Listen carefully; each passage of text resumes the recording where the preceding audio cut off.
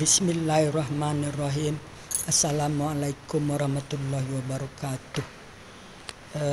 Di sini Umi mau berbicara tentang kebenaran dalam Al-Quran. Umi berada di Masjid Al-Mu'awanah. Umi sudah berada di masjid ini dari jam 11:30, menunggu sampai asar sambil membaca Quran, memahami terus menerus. Hidup Umi seperti itu. Ini bisa dilihat ayat 101 sampai dengan 104 surat Bani Israel atau surat Al-Isra atau surat ke-17.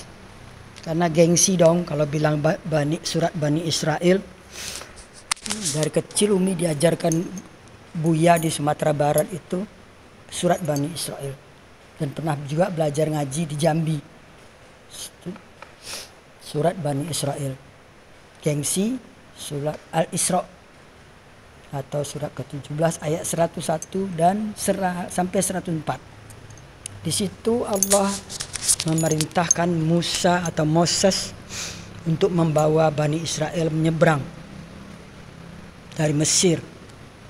Maka sampailah di suatu tempat di tanah terjanji itu. Di situ Allah berfirman di ayat 104-nya. Allah berkata bahwa disinilah negerimu, disinilah kamu tinggal sampai kamu dibangkitkan nanti kembali di tempat yang berbeda-beda. Maksudnya mungkin karena perkawinan atau karena merantau atau karena datang ke Indonesia atau ke Amerika gitu.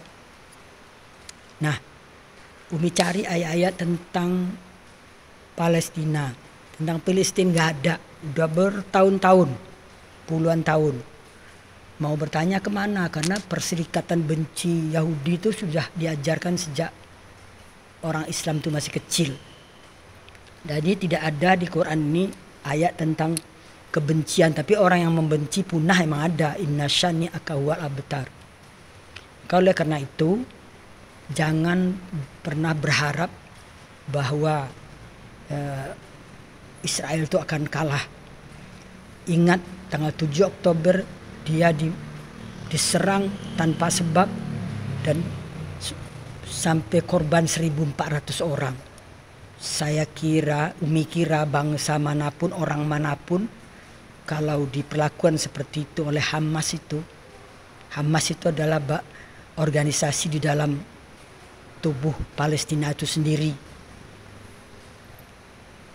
Organisasi garis keras, organisasi teroris kalau boleh dikatakan, dan tak segan-segan membantai kaumnya sendiri juga sesama Islam.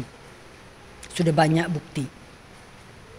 Nah, oleh karena itu Umi berharap para ulama, para ustadz, para pemuka agama untuk menyampaikan ayat Quran ini bahwa tanah itu semuanya adalah milik orang Israel.